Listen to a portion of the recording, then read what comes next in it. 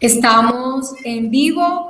Muchas gracias a todos los que se están conectando en esta transmisión en vivo por La Nueva Prensa, a través de Facebook, en La Nueva Prensa, y a través de YouTube. Muy buenas noches. Vamos a esperar que se conecten más personas a este conversatorio que tenemos sobre por qué el proceso 8000 y la ñeñe política quedaron en la impunidad.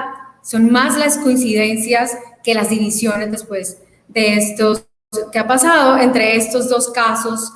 Después que ha pasado 26 años, hay más coincidencias que divisiones, y vamos a tener un par de exclusivas. Mientras tanto, pues a las personas que se están conectando y mientras llegan también todos nuestros invitados, quiero recordar un poco, porque este también va a ser el espacio, para que recordemos el proceso 8000, que sucedió en 1994 durante el gobierno del presidente Ernesto Samper, y luego vamos a hablar de la ñeñe política, una investigación periodística exclusiva de La Nueva Prensa que se destapó el año pasado, y ambos coinciden en esencia fundamental: la entrada de dineros del narcotráfico en las campañas políticas que llevaron a la presidencia a ambos mandatarios, en aquella época Samper y hoy el presidente Duque, con pruebas. Pero también vamos a hacer un análisis de la justicia. Vamos a analizar otras coincidencias en ambos escenarios con 26 años de diferencia. Y quiero que recuerden qué estaban haciendo ustedes cuando se destapó el escándalo del proceso 8000. Para los más jóvenes es importante que ustedes conozcan el proceso 8000. ¿Cuáles son esas coincidencias con la ñeñe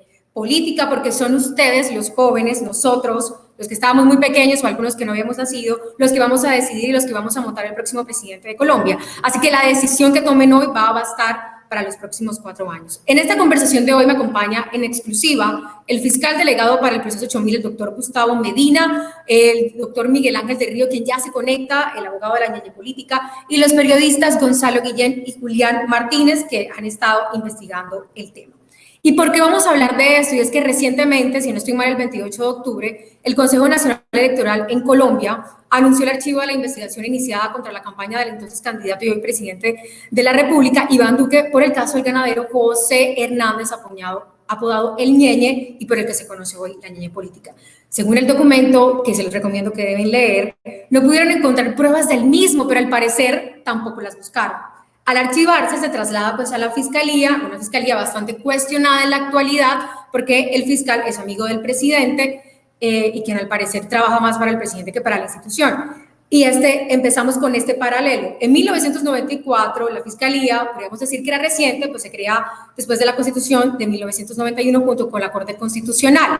En resumen, la Cámara de Representantes absuelve, ni culpable ni inocente, al presidente de la Corte Suprema de Justicia, entra a investigar los votos de los congresistas, y la Corte Constitucional, a través de una tutela, habla sobre la defensa de la independencia de los votos de los legislados. Pero para esto, y para darnos mayor claridad, tenemos al fiscal general, el fiscal que estaba delegado para esa época, porque el fiscal general de la época era Gustavo de Greiff y se abstuvo de abrir la investigación por unos temas personales. Entonces quería saber cuál fue el papel que jugó la fiscalía en el caso del proceso 8000, si podemos hablar brevemente qué consistió y cuáles son esas coincidencias que se tienen con la ñeñe política. Doctor Gustavo Medina, muchas gracias por aceptar el espacio aquí en La Nueva Prensa.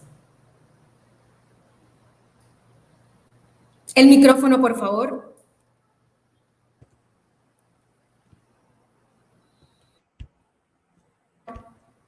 Ahora sí. Te hago una pequeña aclaración. Sí. Gustavo de Greiff, cuando el proceso 8000 no estaba. A Gustavo de Greiff le llegan los narcocassettes que entregó César Gaviria. Andrés Pastrana le entrega a César Gaviria los narcocassettes. César Gaviria se los entrega a Gustavo de Greiff. Gustavo de Greiff archiva esas diligencias después de practicar algunas cosas.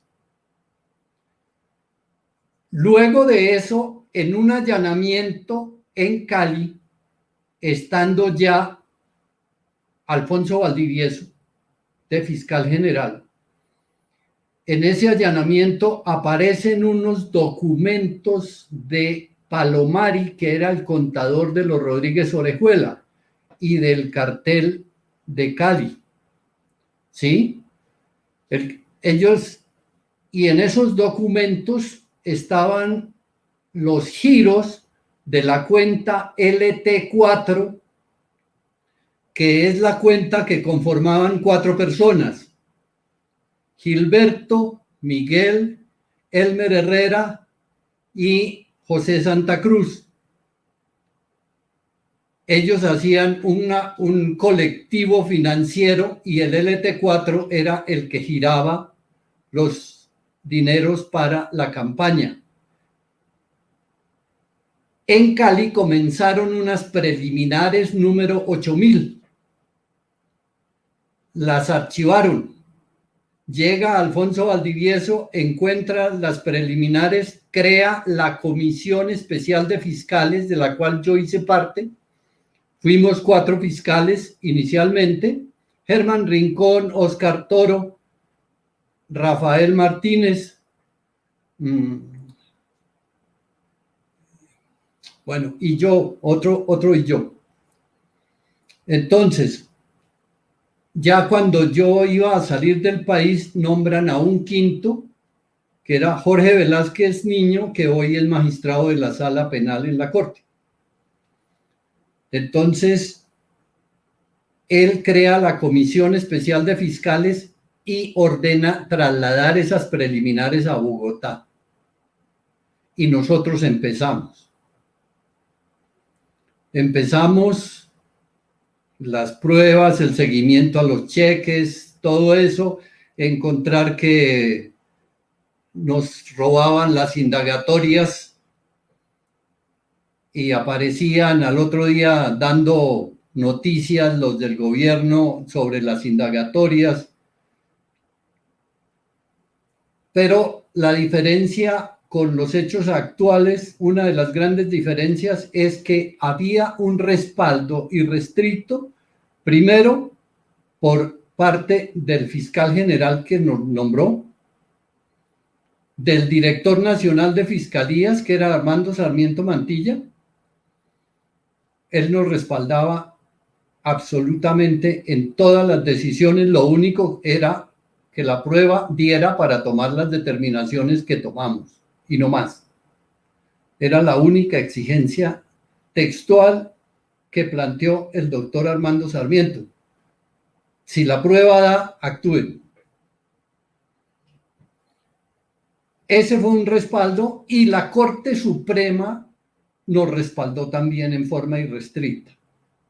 Más la Embajada de Estados Unidos y el gobierno de Clinton también nos respaldaron. Enviaron tecnología, capacitaron personas para nosotros.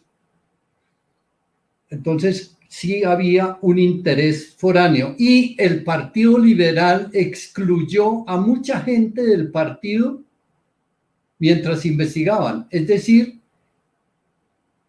también estaba a favor de las investigaciones estas, cosa que no ha ocurrido acá hoy.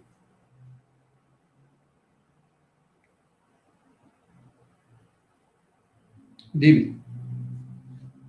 Sí, yo quisiera preguntar entonces a Gonzalo, y quisiera leer antes, porque antes de esta transmisión estaban hablando que tienen unos cuadros compartidos de Álvaro Gómez, y justo estoy leyendo el libro Una conversación pendiente entre Ingrid Betancourt y Juan Manuel Santos, en las que hacen un resumen sobre el proceso 8000, y en la que Álvaro Hurtado le dice a Ingrid Betancourt, y es que teníamos que entender que en Colombia el narcotráfico se había convertido en la única manera de democratizar la riqueza. Aquí todos los buenos negocios los tiene la oligarquía. Entonces, a lo único que pueden aspirar los que son inteligentes y no son oligarcas es a meterse en el negocio de las drogas. Gonzalo, hablemos entonces, ya dejemos en espacio en un momento el tema del proceso 8000 y empecemos entonces con las coincidencias con la línea de política. Ambos, digamos, el tema del narcotráfico, la línea de política, creo que, o lo del Ñeñe empezamos a hablar después de su muerte. Cuéntanos un poco cómo es la investigación y cómo llegamos a estos puntos coincidentes, alejados un poco de la justicia, un poco coincidentes sobre cómo se descubre la línea de política y por qué hoy estamos hablando de que hay impunidad en ambos casos. Ya, bueno, sí, es muy valioso tener esta noche al doctor Medina, que es una persona que realmente nunca ha hablado sobre esto. Cuando él estaba investigando el proceso 8000, pues yo era periodista, trabajaba en el periódico La Prensa y estaba también trabajando intensamente en el tema, incluso después escribí un libro sobre eso. El país realmente en ese tiempo se escandalizó. Es decir, el país colapsó cuando se supo que el narcotráfico había metido plata en la campaña presidencial del presidente que había ganado. Incluso Samper estuvo en un momento en que pensó renunciar, pero finalmente no lo hizo. Se salvó porque en un juicio que le hicieron realmente compró a todo el Congreso que votó en su favor.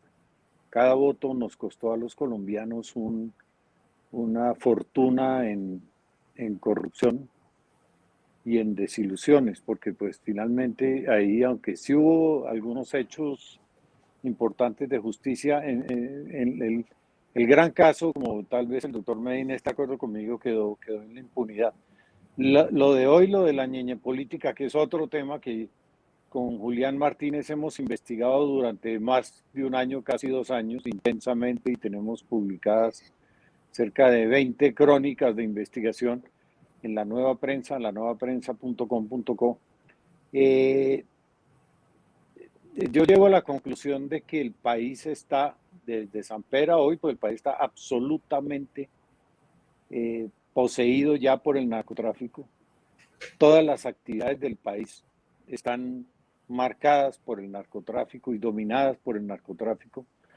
El narcotráfico, digamos, el gran presidente del narcotráfico, ya propiamente representando al narcotráfico en la presidencia, fue Álvaro Uribe Vélez, y ahora tenemos a este tipo Duque en esa posición que llega a partir de una campaña en la que por lo menos en 5 departamentos estuvieron comprando votos descaradamente para Duque. Eso está probado hasta la saciedad en todo tipo de documentos.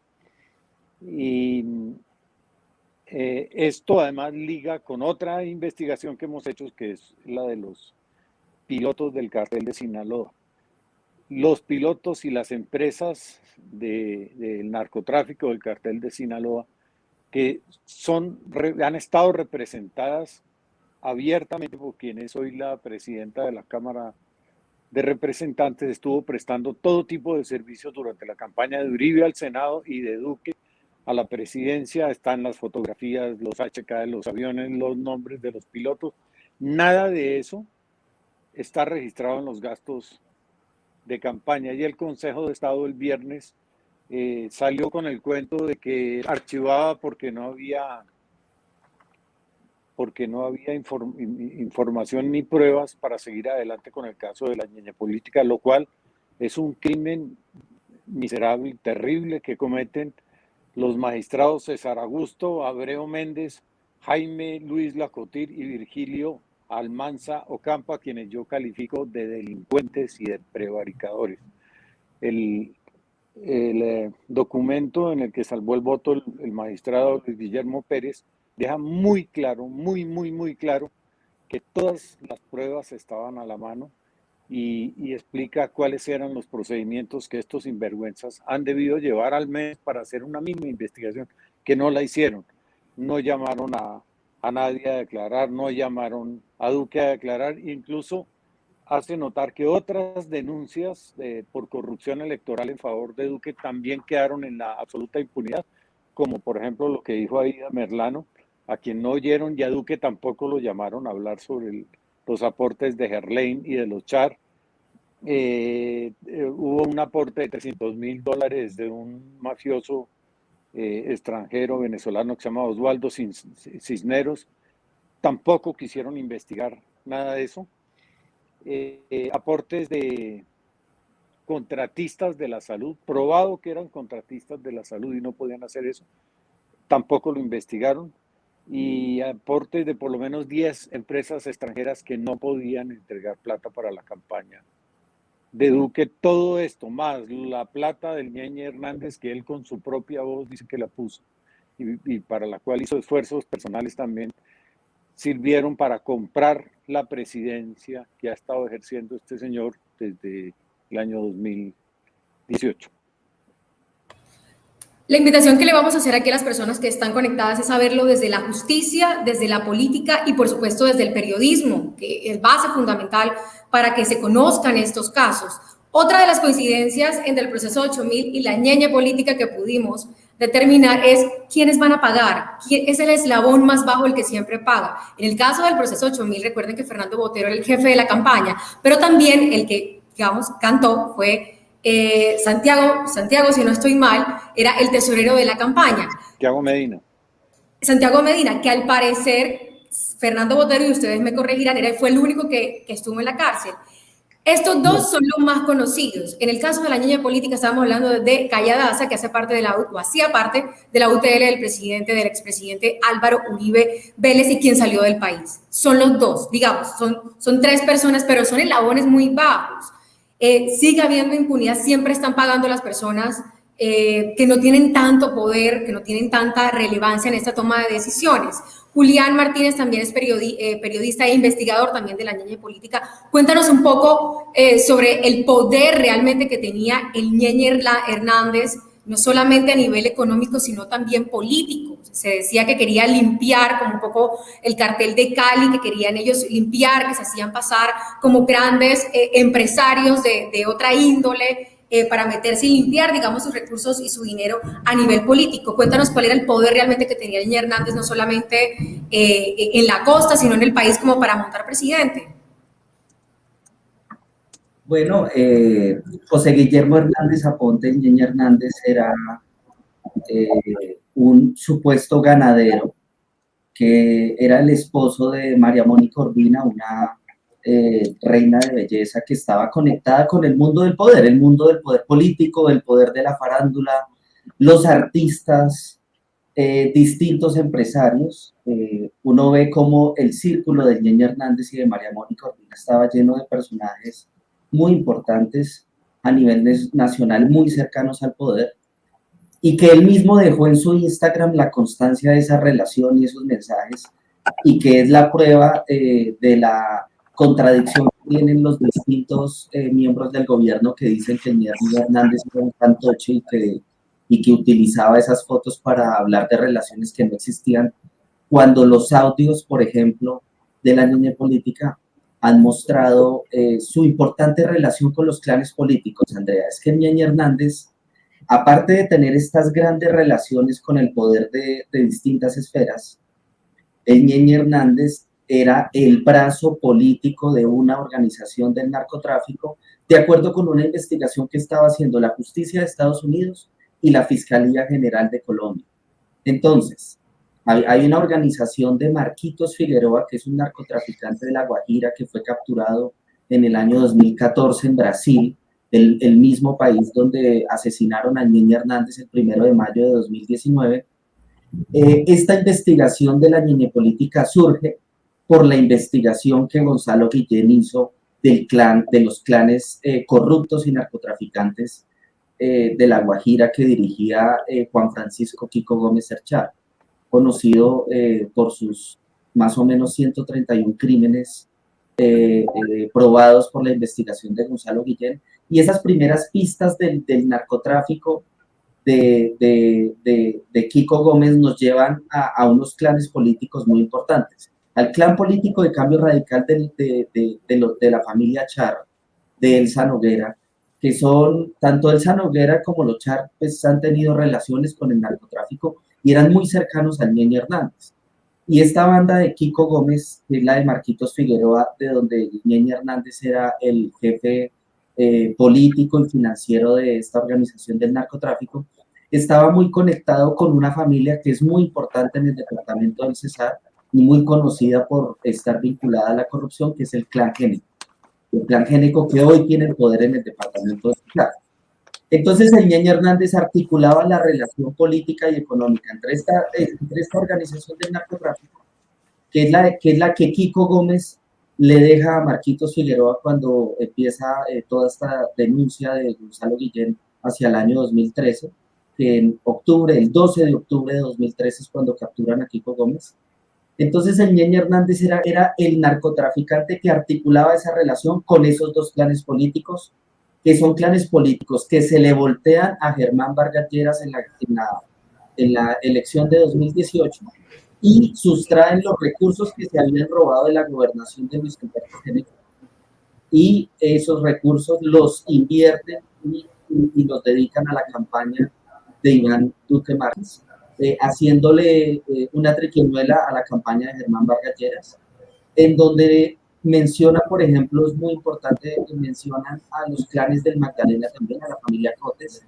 Entonces ustedes ven que el Centro Democrático estaba muy preocupado por su posible derrota en el norte de Colombia, y es cuando articulan y organizan una campaña con Calla Daza, con alias Pollo Hernández, el hermano de Ñeñe Hernández. Ñeñe Hernández, los congresistas Ape Cuello, Eloy el Chichi Quintero, el hoy ministro del Interior Daniel Palacios, Alicia Arango, la esposa de Iván Duque también aparece mencionada en los audios. Entonces digamos que hay una cantidad de relaciones políticas con actores que no solo están sustentadas con los audios, sino con las fotografías que son públicas y que el Ñeñe Hernández dejó constancia de esas, y que nosotros logramos recuperar de muchos perfiles, a pesar de que el mismo gobierno se está moviendo para que nosotros no publiquemos esta información.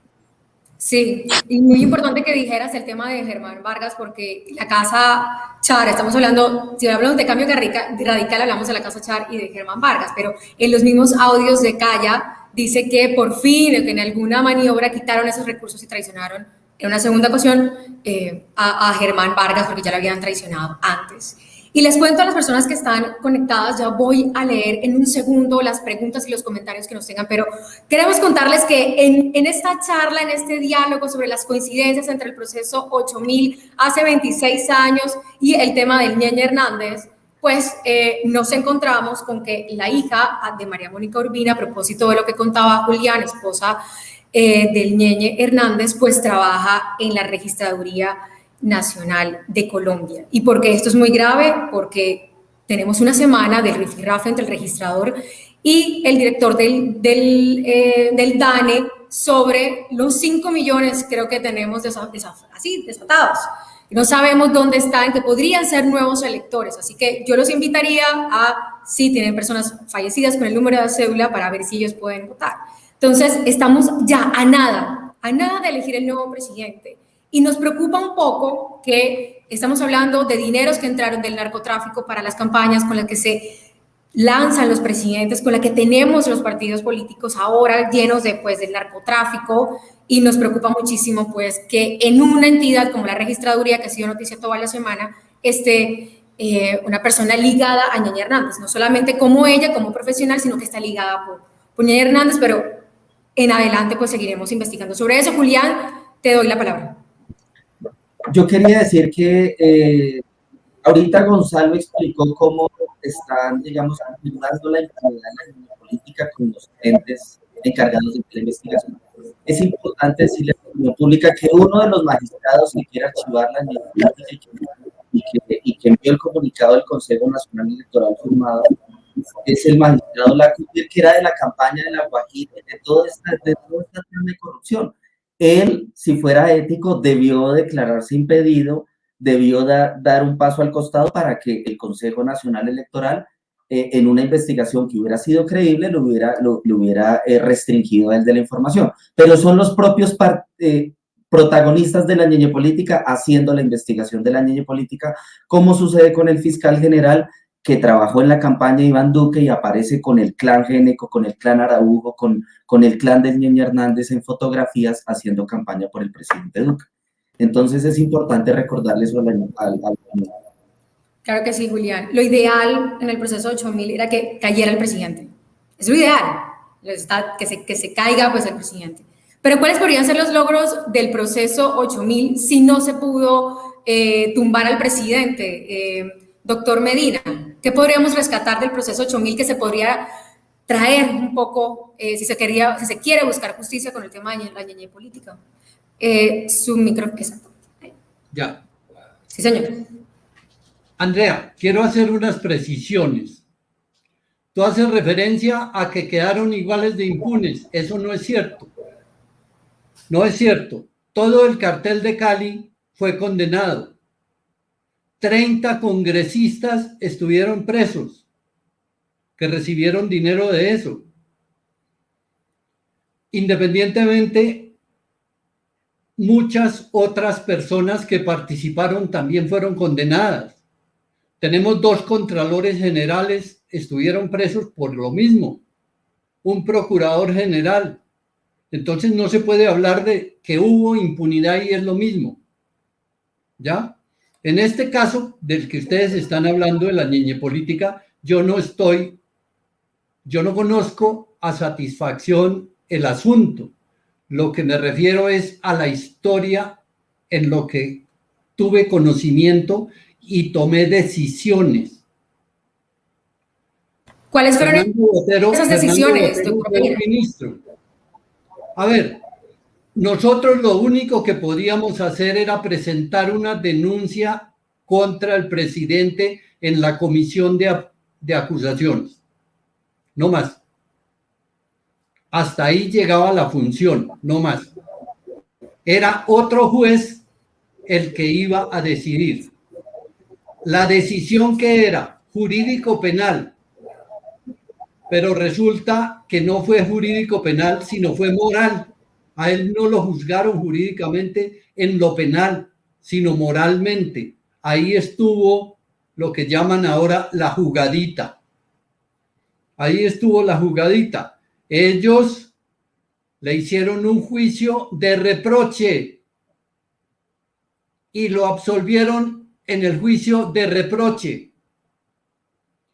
La denuncia era clarísima, era una denuncia muy larga, ustedes la encuentran en los archivos del Congreso. Es una denuncia muy larga, con pruebas suficientes, pero si el juez que le compete hacerlo no lo hace, ya no podemos hacer nada, que es el mismo caso que hablaba Gonzalo ahora de otros jueces que tampoco hicieron lo que debían hacer. Lo que veo yo es que este país lo permeó el facilismo para recibir dinero rápido, no trabajando. Eso nos dejó de enseñanza Escobar y todos sus bandidos. Y posteriormente el resto de carteles. Lo fácil es eso y la gente se está yendo a ese facilismo. Y aparte de eso, tenemos una subcultura, hablando sociológicamente, tenemos una subcultura dentro de nuestra cultura que va en contra del pacto social mismo, va en contra de la democracia, esa subcultura, porque el facilismo también ayuda a manejar las elecciones. Gracias.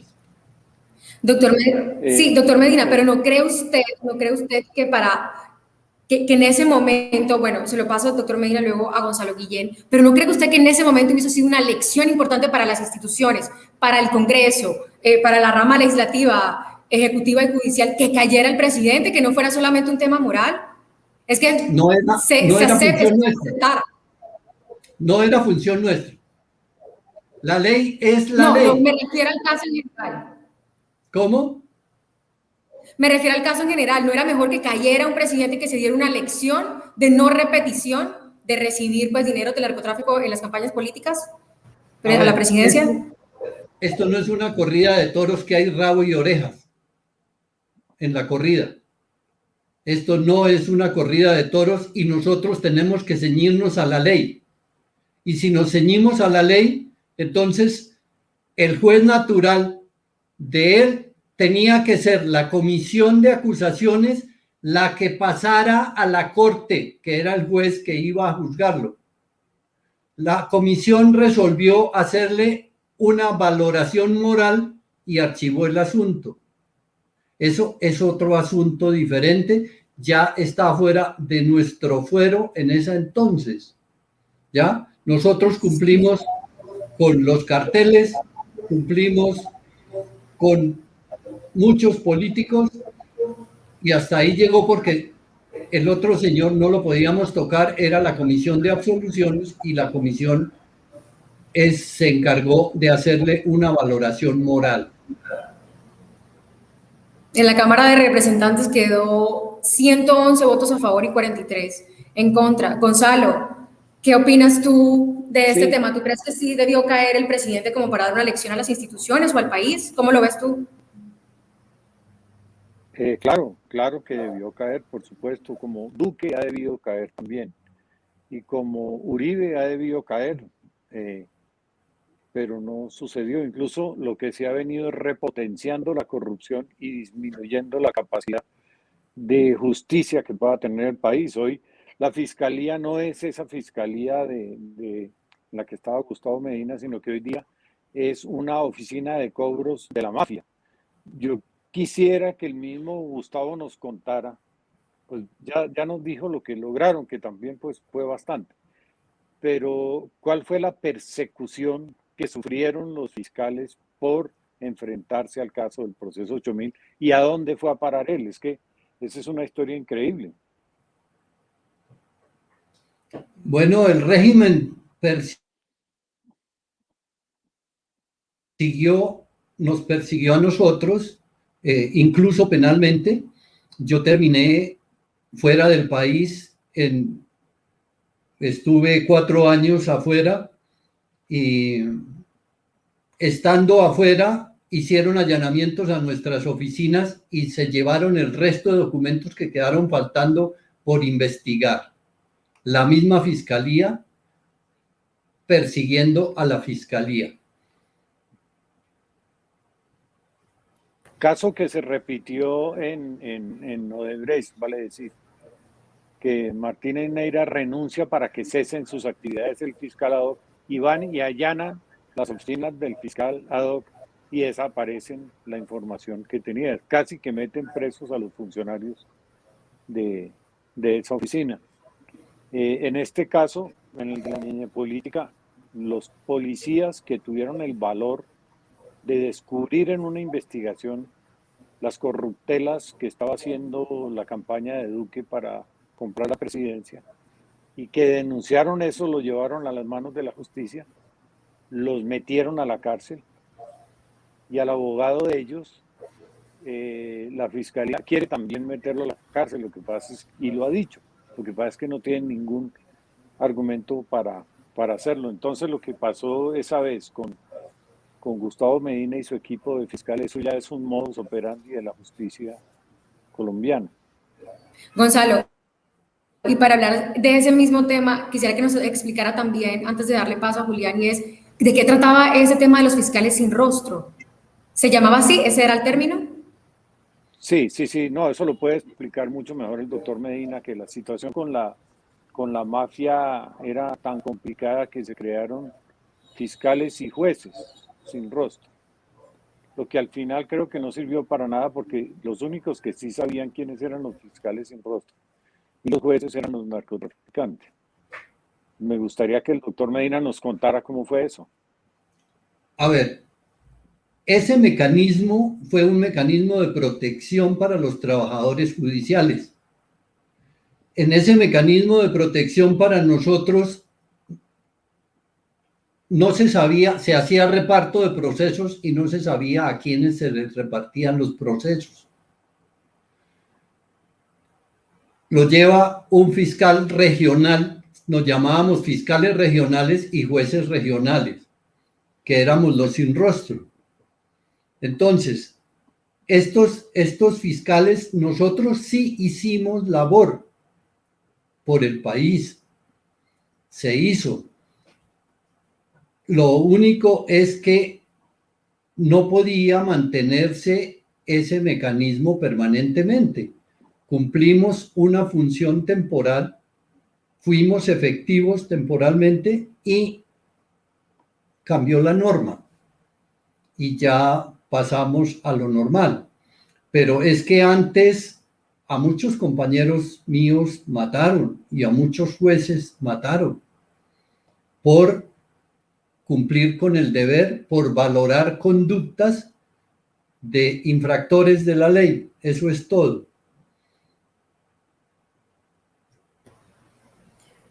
Julián Pero, Martínez, sí.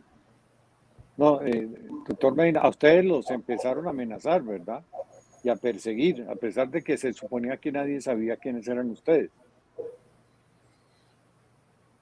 Nos hicieron unas ofertas del gobierno. ¿Qué tipo de ofertas? ¿Cómo fueron? Alguna vez fue alguien allá y ofrecieron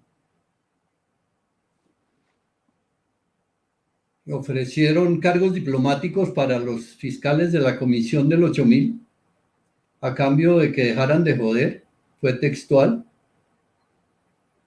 Obviamente eso no pasó a mayores y quedó así y nosotros lo desechamos y quedó así. Nosotros, los de este proceso, teníamos protección, pero había muchos otros fiscales que manejaban narcotráfico y terrorismo que no la tenían y que murieron desgraciadamente por manos de las personas que ellos estaban investigando. Entonces, sí se filtraba, sobre todo, tenía que ser de parte de la misma gente que trabajaba ahí, se filtraban nombres.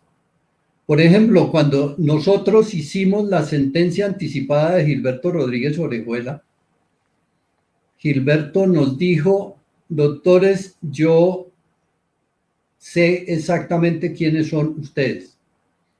Así estén tras el vidrio y con voz distorsionada. Nosotros sabemos, lo que ocurre es que ustedes actuaron en derecho con nosotros y nosotros reconocemos que cometimos errores y de nosotros no pueden esperar nada negativo. Incluso hasta hizo una broma, porque después de la sentencia anticipada preguntó: ¿y ustedes quieren conocer esta prueba nueva? Y la pasó.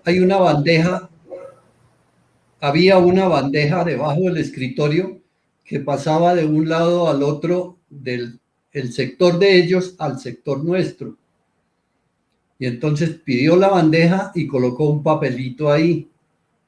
Regresó el papelito.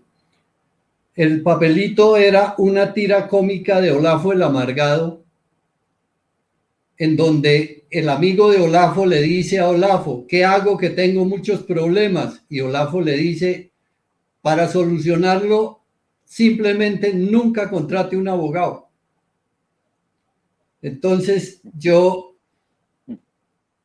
en tono jocoso, le dije a Gilberto: usted desea dejar constancia de esa prueba nueva en el proceso. El tipo soltó la risa y todos nosotros nos reímos. Él era consciente de su delinquir y lo aceptó.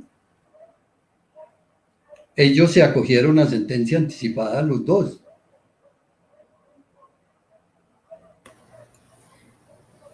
Y ahora, ¿cómo ve que los Rodríguez Orejuela, creo que fue el año pasado, en la que le envían una carta supuestamente, quiero que también hablemos de eso, a Andrés Pastrana, en la que dicen: miércoles, tú estás aquí hablando sobre Samper, pero en tu campaña también, o intentamos o dimos dinero para la campaña presidencial de Andrés Pastrana? ¿Cómo ve todo este tipo de información nueva después de 26 años Julián, para darte paso como investigador de todos estos temas, ¿tú cómo lo ves y qué crees que se viene para el caso, al menos de la ñeñe política? Pero, ¿cómo veo exactamente? La carta de los Rodríguez. Primero, estas nuevas revelaciones, sí. Y luego también cómo pienso que se podría ver en el tema de la ñeñe política, teniendo muy claro, y es que todo esto parte de las investigaciones periodísticas, ¿no? Aquí el papel del periodismo es fundamental para estos temas.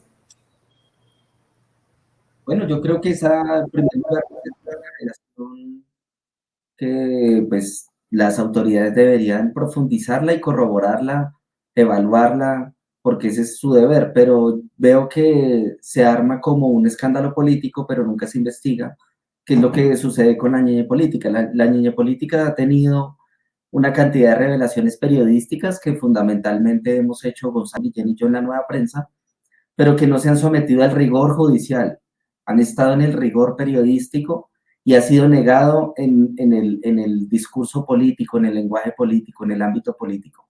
Entonces, lamentablemente, esta es una investigación que no ha avanzado, en donde los protagonistas no han sido interrogados por la justicia como debería ser, de acuerdo a los audios, de acuerdo a las pruebas, a las menciones.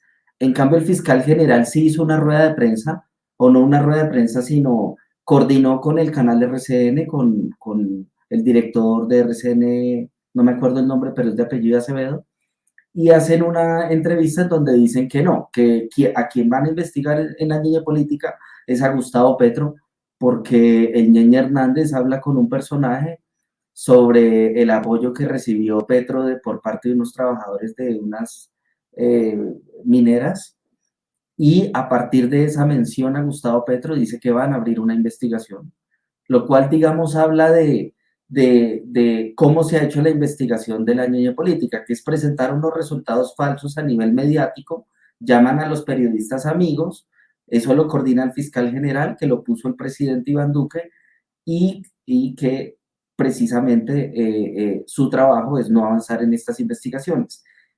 Se llama a declarar a Cayita Daza, su abogado Iván Cancino le dice que no hable, que no diga nada, obviamente ese es un derecho, pero la fiscalía no le ha seguido la pista a las menciones de los audios. Por ejemplo, en los audios es claro que ñeñe Hernández consiguió 150,000 votos, al parecer pagados a 50,000 pesos, con recursos tanto de la gobernación del Cesar como de las gobernaciones de los Cotes. Aquí, a quienes aparecen mencionados en los audios del ñeñe Hernández como los coordinadores de Cambio Radical y de una cantidad de personas de Germán Vargas Lleras para conseguir en unos determinados puntos del departamento del Magdalena una cantidad de votos, y que a esas reuniones habría asistido, por ejemplo, el congresista Eduardo Rodríguez. Entonces, digamos que hay una cantidad digamos, de evidencias para que un fiscal tome nota y empiece a corroborar las fechas, las circunstancias de tiempo y modo de lugar, para decirle a la opinión pública si efectivamente ocurrieron estos hechos o para negarlos. No, la ñeñe política se ha venido dilatando para que no avance y no se investigue, a pesar de que están los audios. Y los audios que tenemos Gonzalo y yo no solamente hablan de un escándalo político, ahí también mencionan empresarios, por ejemplo el señor Juan Manuel Barraza, que es nombrado en el escándalo de Odebrecht, y que aparecen unas fotografías con los hijos del expresidente Álvaro Uribe, y que esa historia medio la publicamos en la Nueva Prensa porque hay nuevos elementos. También encontramos la relación que existen con otros narcotraficantes muy importantes, que tenemos los audios, por ejemplo. Entonces, digamos que la investigación de ñeñe Hernández no se ha hecho, nosotros tenemos mucho material, pero a nosotros no nos corresponde, y la tarea del periodismo no es tumbar a nadie, no es producir una sentencia en contra de una persona. Nosotros revelamos hechos para que la opinión pública tenga estos elementos y sepa qué clase de personas apoyaron al presidente Iván Duque. Y a raíz de todas esas pistas que nosotros encontramos, por ejemplo, está el audio de la gente del ñeñe Hernández, que estaba apoyando a Sergio Fajardo en el departamento del Santander, pero que ella llama a Niña Hernández para la segunda vuelta y para articular con los miembros de la campaña de Fajardo en el departamento de Santander para incorporarlos a la campaña de Iván Duque. Ese es un hecho. Es un hecho, nosotros no tenemos nada en contra de la campaña de Fajardo ni de la campaña de Iván Duque. Hemos venido publicando una serie de hechos, de audios, de unas historias periodísticas, pero en ningún momento se ha podido avanzar en la investigación judicial porque la Fiscalía lo que ha hecho es lo contrario, perseguir a los policías que de alguna manera ellos creen que fueron nuestras principales fuentes de información. Esto a raíz de todos los seguimientos y amenazas que hemos padecido a partir de la investigación de la niña política, porque esta investigación ha traído unas consecuencias sobre nuestra libertad de prensa y es el hecho de que estamos siendo interceptados y estamos siendo objeto de amenazas por parte de esos mismos poderosos que se sienten afectados con estas revelaciones. Y por supuesto que esas amenazas no se están investigando, a pesar de que en la Fiscalía le hemos entregado las fotografías, las pruebas y una cantidad de hechos que muestran que estamos siendo hostigados por esta investigación, pero también en la nueva prensa próximamente vamos a revelar quién está detrás de todos estos ataques y por supuesto está detrás el paramilitarismo, están las organizaciones del narcotráfico y lamentablemente hay que decirlo, los contratistas que el gobierno de Iván Duque ha elegido para organizarle esas campañas de desprestigio en redes sociales. Gracias, Julián. Con este esbozo que acabas de decir y sobre el papel de los medios y las pruebas que se le están entregando a la Fiscalía, pues, doctor Gustavo Medina, sé que nos había dicho anteriormente que no estaba como tan familiarizado con el tema de la niña política, pero con todo esto que está escuchando, ¿nos podría decir, advertir, qué piensa usted sobre el papel a futuro de la Fiscalía con este tema y si la niña política va a pasar de agache y vamos a elegir un presidente y no va a pasar más nada con todo este tema? ¿Qué puede opinar usted? El micrófono, por favor.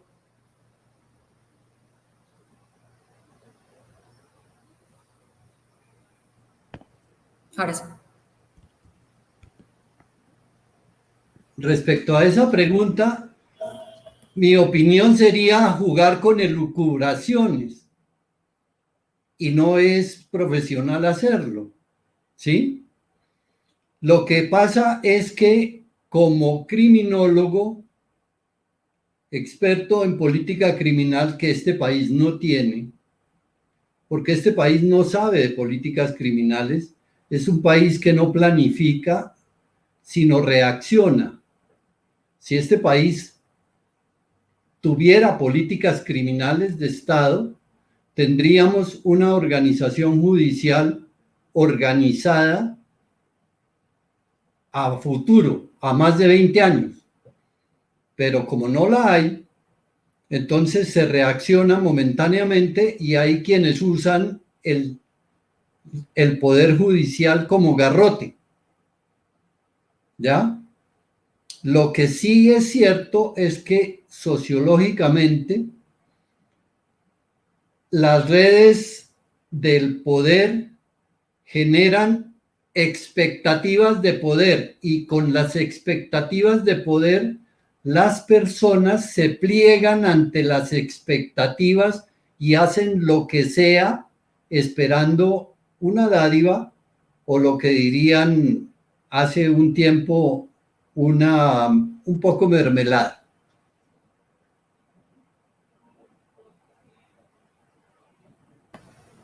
Gracias, doctor Medina. En el libro también que habíamos hablado anteriormente, en el de una conversación pendiente, se decía que hay sesión paralelo, que en el gobierno de Samper, pues después de todo este gobierno de Gaviria, de la apertura, de la modernización, lo que hizo el gobierno de Samper fue ocupar todos estos cargos políticos y todo este dinero para inversión social en tratar de callar y de apaciguar pues todo este escándalo del proceso 8000. Puede parecer lo mismo en el gobierno porque hay una similitud, hay una apertura pues al mundo en el tema de Gaviria después de un proceso de paz que se fue entendido como la Constitución de 1991 y coincidencialmente venimos de un gobierno que firma el acuerdo de paz con las FARC y también nuevamente soluciona, reintegra, trata de solucionar pues estas relaciones que tenemos con los países vecinos. Entonces se pareciera que se repitiera la historia en que todos estos recursos, después de una pandemia por supuesto, que están para el tema social, se tratara de utilizar para nuevas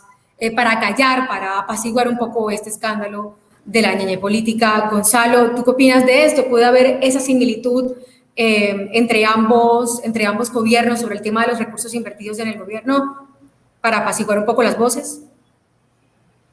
Sí, mira, yo pienso que en el proceso 8000 hubo instancias que estaban respaldando la investigación, que estaban ayudando a que la investigación se hiciera, incluida la prensa. La prensa hablaba del proceso 8000, informaba sobre el proceso 8000, los medios de comunicación. La Procuraduría tenía una independencia de la Fiscalía, en fin. El problema ahora, que ya es muy peligroso y muy triste, es que de antemano todas las instancias están compradas, todas las instancias están cooptadas. La Fiscalía, la Procuraduría, el Consejo Nacional Electoral, todo atiende a las órdenes del gobierno a cambio de favores y de puestos y de contratos. Entonces, en la Fiscalía se llevó el caso de la Corte Suprema de Justicia contra Uribe por la compra de testigos, terminó en un juzgado de mala muerte y está a punto de que una corte, que es la Corte Constitucional, diga que ese caso no vale nada, caso instruido e investigado por la Corte Suprema de Justicia, y que Uribe quede limpio de polvo y paja por el único caso que lo ha llevado a la cárcel y que es el menor de todos, como Al Capone, que cayó fue por no pagar impuestos. La mafia, lo que muestra entre un caso y otro es que la mafia, el narcotráfico y la corrupción son ya un aparato tan grande y tan articulado y tan sólido que es casi imposible pensar en que eso pueda cambiar o que eso pueda acabarse. Mira, el caso Ñeñe Hernández, aparte de todo lo que nosotros hemos investigado, si hacemos una reflexión, vemos que todos los votos y la campaña que hizo la mafia del Ñeñe Hernández coincide con la entrega de una gran cantidad del Estado a la mafia del Cesar. Tanto que, digamos, el señor el ministro del Interior, que es una vergüenza, le acaba de dar la medalla Luis Carlos Galán al hijo del peor asesino y narcotraficante que es Jorge 40. Y si nos ponemos a ver en el gobierno, tenemos al embajador de Colombia en Washington, tiene a su tío condenado a cadena perpetua por narcotráfico en Estados Unidos. La vicepresidenta y canciller de Colombia es socia en negocios con un narcotraficante y es hermana de un traficante de heroína. La señora esta que pusieron vergonzosa en la Cámara de Representantes de presidenta es hija de un asesino y hermana de un traficante de cocaína. El embajador de Colombia en Uruguay es un señor que tiene 3 laboratorios de cocaína y no le pasa nada y se la pasa en el pomerillo haciendo chistes y tomando tinto. Entonces la degradación del país sí es espantosa.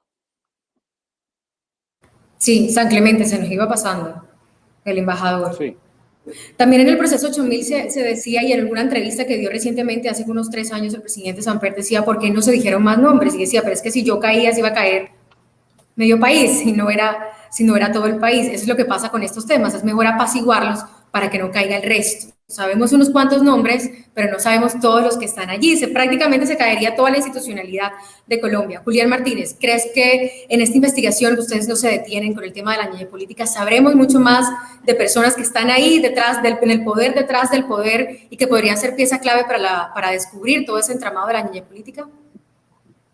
Sí, reitero que tenemos más información de la ñeñe política, especialmente con vínculos directos con el narcotráfico, con otros personajes en torno al narcotráfico, por ejemplo en Bucaramanga, en el Cesar. Entonces sí vendrán más revelaciones. Obviamente para hacer revelaciones hay que investigar, hay que sentarse a contrastar una cantidad de información, pero es información que poseemos y que revelaremos en la nuevaprensa.com.co con Gonzalo Guillén. Estamos concentrados en eso. Y no solo de la ñeñe política, sino de otros escándalos de corrupción que estamos investigando. Respecto a lo que preguntas y a lo que planteaba Gonzalo, yo creo que es cierta la distinción. En el proceso 8000, que pues yo no investigué el proceso 8000, yo en ese tiempo era niño. En el proceso 8000 hubo una voluntad política de investigar, ¿sí? En el proceso 8000 hubo una prensa contrapoder en su mayoría, como también había periodistas arrodillados, amperistas, defendiendo al gobierno, pero había una prensa que estaba denunciando y que estaba revelando los hechos del proceso 8000. Situación que se contrasta con lo que sucede con la niña política, que vemos una prensa tradicional que es defensora a ultranza del gobierno y que hay medios que posan de independientes que empiezan a editorializar y a decir que no, que nuestra revelación de la niña política no es periodismo, sino que es una cosa que nos escribió Gustavo Petro y nos dio una plata con Hugo Chávez y por allá nosotros terminamos filtrando una información manipulada para favorecer a un candidato cuando fue una revelación periodística de forma independiente y un trabajo de investigación absolutamente probado y contrastado. Entonces, digamos que en el caso de la prensa, en el proceso 8000 había más independencia. Hoy vemos que hay una prensa mucho más áulica, comprometida con el poder. Y en el caso de las autoridades se ve ya, digamos, cómo están cooptadas las autoridades. Porque en el pasado al menos aparentaban investigar, pero hoy en día no hay una investigación independiente, juiciosa, que le permita a la justicia descartar si el presidente Iván Duque participó o no en estos hechos, cuál fue la relación de Uribe, sino que hoy tenemos a una Calla Daza en Estados Unidos, tenemos a unos vinculados absolutamente tranquilos, a pesar de sus menciones en los audios y en las revelaciones de la prensa. Y también es muy importante que en medio de esta investigación descubrimos que los encargados de los viajes de la campaña y que así como no había registro de la ayuda de Ñeñe Hernández, tampoco quedó registro del apoyo de la empresa Llanera de Aviación, una empresa que tiene hangares en los lugares donde sale más narcotráfico en Colombia. Por ejemplo, ellos tienen un hangar en el departamento del Guaviare. Recientemente con Gonzalo Guillén revelamos que una narcotraficante maneja el aeropuerto del Guaviare, y es de donde se desprende toda esa historia de la financiación de esta empresa Llanera de Aviación a la campaña de Iván Duque, que es coordinada por Jennifer Cristina Arias, la presidenta de la Cámara. Entonces vemos como que no solamente la ñeñe política o lo que se denomina ñeñe política en el norte de Colombia tiene una vinculación directa con el narcotráfico y la campaña de Iván Duque, sino que aparece una nueva historia y vemos cómo estos pilotos del narcotráfico terminan trabajando para la campaña de Iván Duque, que son los pilotos, por ejemplo, hay un piloto de la campaña de Iván Duque y de Álvaro Uribe que hoy está capturado porque el 23 de mayo de este año fue, digamos, cogido en una operación del narcotráfico, llevaba media tonelada de cocaína, avión que había estado en el departamento del Guaviare. Entonces, digamos que hay una cantidad de hechos que nosotros hemos revelado, obviamente por nuestras fuentes, por nuestras investigaciones, por los hechos que hemos revelado, que hemos investigado, pero la justicia no lo hace. La justicia no utiliza esos elementos para poder profundizar en cómo fue ese apoyo del narcotráfico a la campaña. Al contrario, los que participaron en la ñeñe política son los que hoy están dirigiendo estas investigaciones, o mejor enterrándolas y permitiendo que se enmodelen para que la sociedad no se pare. Gracias, Julián. Vamos a concluir ya. Llevamos 58 minutos de esta conversación sobre las similitudes entre el proceso 8000 y la ñeñe política. Julián decía, yo no investigué, yo era muy pequeño. Yo creo que ni siquiera había entrado al colegio cuando pasó todo el tema del proceso 8000, pero es importante saber sobre estos temas. Doctor Gustavo Medina, adelante antes de terminar la última pregunta. Su micrófono. Mira, el proceso 8000 tuvo la prensa a favor, tuvo el gobierno de los Estados Unidos a favor, el Partido Liberal a favor, porque los que recibieron dineros eran congresistas liberales. Entonces tuvo la directiva del Partido Liberal a favor. fue más ayudado externamente, y por parte de la cabeza de la fiscalía hubo el respaldo total a esa investigación. Entonces se permitió hacer el desarrollo completo y juicioso de una investigación condenando a quienes había que condenar. Eso se cumplió. No hubo un Estado, sí hubo un Estado entorpeciendo, pero no tenía facultades para entorpecer. Inicialmente entorpecía por amistad. Fernando Botero no declaró sino hasta el final en contra. Santiago Medina inicialmente chantajeó para callar. Como no le dieron lo que pidió, entonces resolvió hablar. ¿Sí? Pero el Estado no permeó la investigación.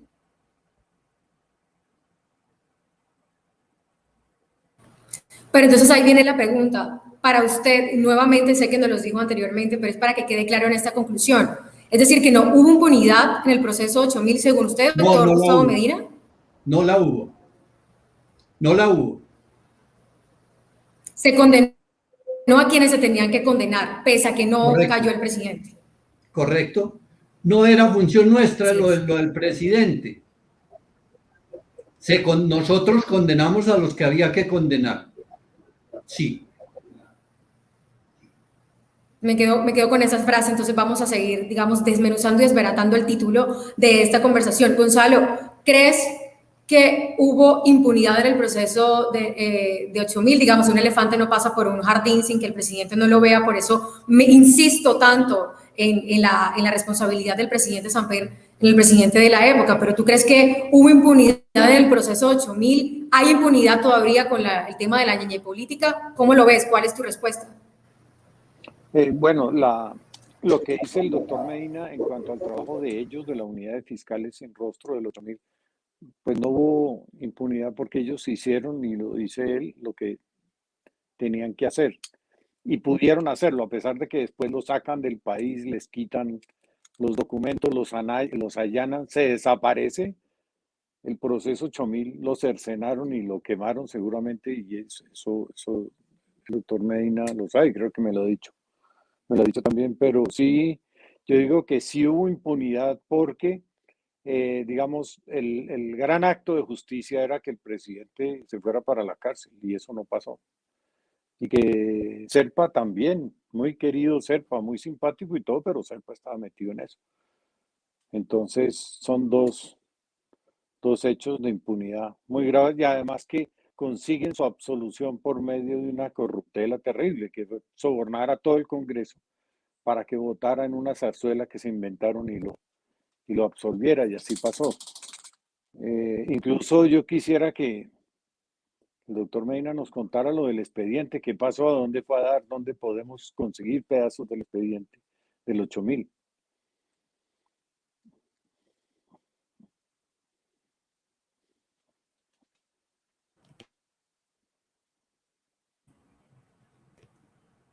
¿Me oyeron? ¿Aló? Sí. El 8000, lo que nos faltó investigar, no sabemos qué pasó con esos documentos, porque se los llevaron en el allanamiento y no sabemos qué pasó con esos documentos. Lo que nosotros adelantamos, nosotros tenemos archivos personales sobre eso.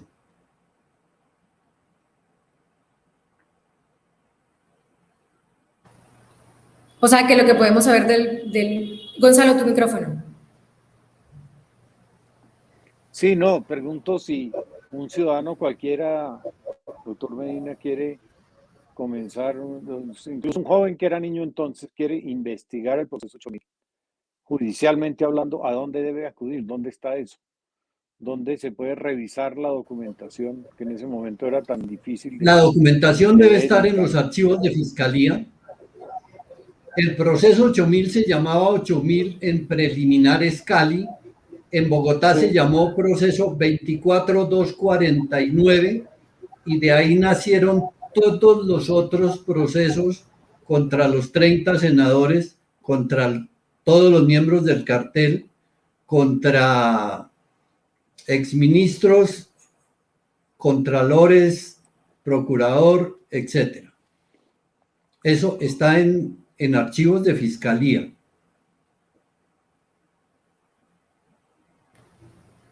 Perfecto, muchas gracias. Desgraciadamente no podemos decir nada del proceso de la niña política porque algo ni medianamente parecido. La denuncia ante el Consejo Electoral la acaban de archivar. Yo puse una denuncia, puse otra en la Corte Suprema de Justicia. No sé, debe estar de papel higiénico en el baño. Puse otra en esa ratonera que se llama la Comisión de Acusaciones porque toca ir ahí porque es que no hay más. Ahí sí me llamaron y me hicieron una entrevista, un tipo que hacía parte del delito me estaba haciendo una entrevista y otro que llegó muy tarde que también hacía parte de eso, llegó cuando ya se estaba terminando la diligencia a preguntar estupideces. Se hizo ante un delegado de la Procuraduría que seguramente también hace parte del tinglado. Lo único que hay hoy respecto de la ñeñe política como acción judicial es una miserable orden de captura contra 2 policías a los que les han debido dar una medalla y no la persecución que han desatado contra ellos y sus familias. Son 2 policías honestos que descubrieron un crimen y están pagando con la tranquilidad de ellos y con su libertad. Así es, gracias Gonzalo. En el chat nos estaban escribiendo por qué no estaba el doctor Miguel Ángel del Río, que es el abogado de los policías. Se le presentó un inconveniente y no se pudo conectar, estaba en mora de contarles. Julián Martínez, cuéntanos, ¿crees que hubo impunidad en el proceso 8000? ¿Hay impunidad en el tema de la ñe política? ¿Es correcto hacer esas apreciaciones o esa pregunta frente a los 2 casos?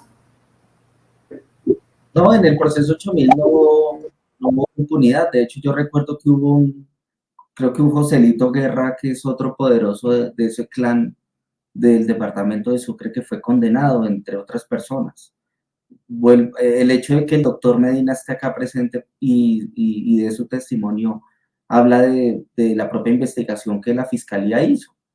Pero en cambio no podemos decir lo mismo en la niña política. La niña política se está dilatando, se han venido absolviendo a los protagonistas, pero vuelvo y digo, es que no hicieron la investigación, no tuvieron ni siquiera el pudor de hacer una llamada y corroborar algo. Al contrario, han venido esperando las fechas para decir que no hay ninguna prueba, que esto fue por allá unos periodistas amigos de las FARC que revelaron eso para enlodar a un buen presidente de una campaña honesta. Entonces no hay justicia, pero tenemos que seguir revelando lo que tenemos para que la sociedad sepa cuáles fueron los hechos que alcanzamos a recaudar. Y ese será nuestro trabajo, así eso resulte impopular y nos cueste amenazas y desprestigio. Para eso para eso existe la nueva prensa, para ejercer el poder de buscar y revelar los hechos. Gracias, Julián. Doctor Gustavo Medina, para finalizar, ¿quisiera decir algo? Gonzalo, te doy la palabra entonces, Gonzalo. Tu micrófono, por favor.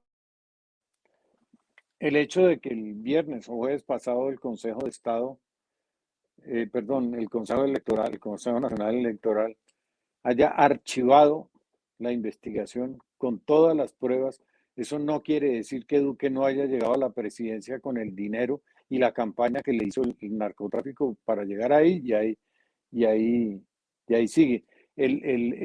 La decisión de ese tribunal corrupto es muy importante porque ahí los mismos magistrados, estos sinvergüenzas, hacen la relación de las pruebas y de los hechos, demuestran que no hicieron ninguna investigación y dicen que archivan. Ese documento, en la medida que va pasando el tiempo, es muy, muy importante.